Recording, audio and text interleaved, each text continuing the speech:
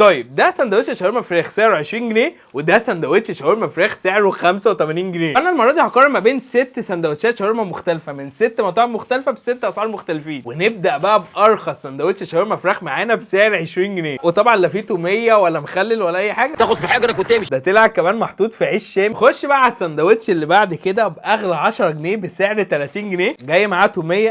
هل بقى طعم السندوتش هنا عشان رخيص ضايقني او اي حاجه؟ فالصراحه نهائي. نعلى بقى بالسعر 10 جنيه زياده برده مع سندوتش سعره 40 جنيه، وهنا بقى الكلام اختلف شويه. يعني مبدئيا كده مديني علبه توميه واحده ومفيش مخلل، بس مش عارف ليه حاسه قرف. يلا بينا بقى نعلى بالسعر 10 جنيه زياده بسعر 50 جنيه، وانا مش عارف بقى احنا كل ما بنعلى بنخيب ولا ايه، لان لا جاي لي توميه ولا مخلل ولا اي حاجه. ده غير ان حجم السندوتش صغير قوي، يعني بصوا حجمه جنب وشي عامل ازاي مع سعر 65 جنيه للسندوتش، ويعتبر الصراحه الحجم بتاعه كويس. نعلى بقى بالسعر مع اغلى سندوتش معانا بسعر 85 جنيه، وده كده بقى الحجم بتاعه. والصراحه انا بالنسبه لحجمه فانا اشتريت